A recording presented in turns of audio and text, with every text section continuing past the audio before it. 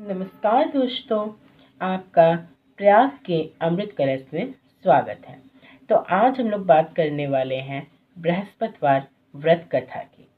तो चलिए शुरू करते हैं ज़्यादा समय ना लेते हुए। और मुझे माफ़ कीजिएगा अगर वीडियो थोड़ी लंबी हो गई हो। और हाँ, अगर आपने स्किप करके वीडियोस देखी तो जो बीच की जानकारी है वो आपको नहीं मिल पाएगी। इसलिए एक लाइन से वीडियो आप देखें और समझें। तो चलिए हम लोग बात करते हैं कि बृहस्पतिवार व्रत कब उठाना चाहिए। देखिए, अभी कार्तिक गया, हम कुछ कारण की वजह से वीडियो नहीं बना पाए। आप कार्तिक में उठा सकते हैं, माघ में उठा सकते हैं, सावन में उठा सकते हैं। ये सब समय शुभ होता है। तो देखिए, हम भी नहीं उठा पाए और अब की हम नवंबर में 28 तारीख को प्रदोष पड़ रहा है। तो उस दिन हम गुरुवार भी पड़ रहा है, तो गुरुवार वाले दिन हम उठाएंगे 28 तारीख को। तो चलिए अब देख लेते हैं कि पूजा में क्या क्या चीज़ लगता है। और जो पहली बार व्रत रह रहे हैं, तो देखिए जो पहली बार व्रत रह रहे हैं, कुछ ज़्यादा करना नहीं है आपको, क्योंकि इनकी पूजा में बहुत सरल विधि से पूजा होती है, बहुत कम पैसों में पूजा होती है इनकी।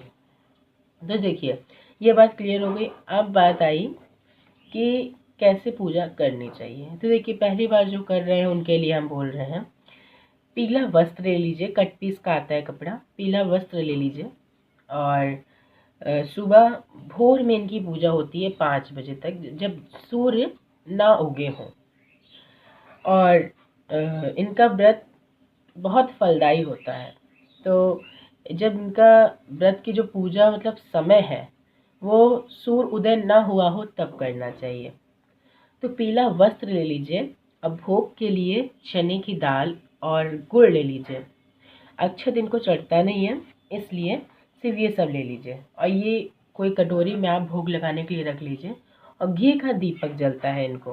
और आपके घर में विष्णु भगवान की फ़ोटो हो तो आप फ़ोटो के साथ पूजा कर सकते हैं, या तो आपके पास केले का वृक्ष हो, केले का पेड़ हो छोटा, आप उनके पूजा कर सकते हैं। अच्छा, हम एक बात बताना चाहते हैं, बहुत से लोग सोच रहे होंगे केले का पेड़ घर में नहीं लगाना चाहिए। तो ऐसी बात नहीं है, आप केले का पेड़ घर में लगा सकते हैं, पर पूजा की दृष्टि से आप लगाएं घर में और उसकी पूजा करें। क्योंकि जब आप पूजा कर लेंगे ना, तो वो पेड़ बढ़ेगा नहीं, वो उतने पे ही रहेगा। इसलिए आप वो पेड़ ले आएँ घर में, और आप पेड़ में करते हैं तो बहुत अच्छी बात है। वहाँ पेड़ के सामने आसन बिछाएं, और वो जिस गमले में है वहाँ उनको रखें, उनको पीला वस्त्र पहनाएं, घी का दीपक जलाएं, हल्दी और रोली का टीका लगाएं और चना और गुड़ का भोग लगाएं। ये करने के बाद फिर इनकी एक पुस्तक आती है, पढ़ने की कथा की पुस्तक आती है, वो ले लीजिए। और हम ये भी बता दें कि इनकी कथा जो है, साथ में कोई होना चाहिए तभी पढ़ी जाती है, अकेले में इनकी कथा नहीं पढ़ी जाती।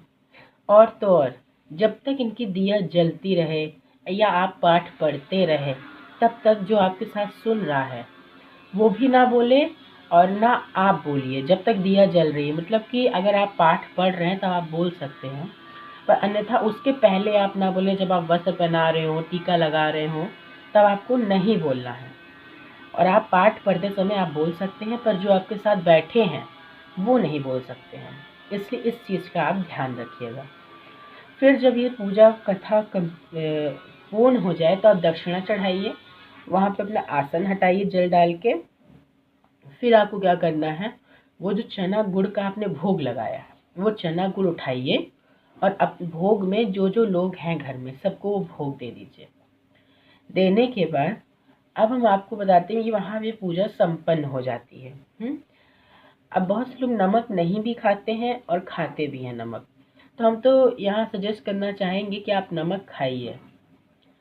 क्योंकि देखिए, पहले जो था वो था, अब उतना सब वर्क लाइफ है तो कोई उतना कर नहीं सकता। तो आप नमक खाइए। और इनके में ये भी बता दें कि जो बृहस्पतिवार के दिन पीली चीज़ बननी बहुत ज़रूरी होती है। आप कुछ भी बना लीजिए, दाल बना लीजिए, कढ़ी बना लीजिए, खिचड़ी बना लीजिए, कुछ भी बना सकते हो आप। और फिर उसके बाद ये भी हम आपको बता दें कि बृहस्पतिवार के दिन आपको क्या चीज़ नहीं करना चाहिए। पहली बात तो आपको उस दिन कपड़े नहीं धोने चाहिए, बाल नहीं धोने चाहिए, घर में पोछा नहीं लगाना चाहिए। और बृहस्पतिवार के दिन घर से लक्ष्मी आपको देनी नहीं चाहिए। ये सब चीज़ आपको ध्यान रखनी पड़ती है। कपड़े उपड़े बिल्कुल भी नहीं धोने चाहिए। तो इन सब चीज़ों का ध्यान रखिएगा। और ज़्यादातर पूजा करने के बाद, आप पहली बार अगर पूजा कर रहे हैं, व्रत उठा रहे हैं, तो आपको दान करना बहुत ज़रूरी है। दान आप कोई भी चीज़ का कर सकते हैं। जैसे आप एकादशी पे दान करते हैं, कोई भी चीज़ पे आप दान करते हैं, चावल दे दीजिए। उनको चढ़ता नहीं है पर आप दान कर सकते हैं। चावल, आलू, ये सब मतलब आप दान कर दीजिए।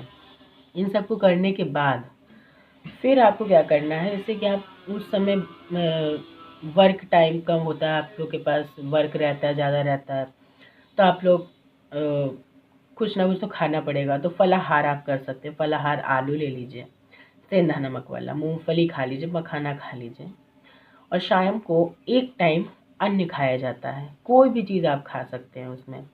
आलू बना लीजिए, जीरा आलू तल लीजिए, नमक डाल के पूड़ी बना लीजिए, पराठे बना लीजिए, खीर बना लीजिए। ये सब चीज़ आप खा सकते हैं उसमें।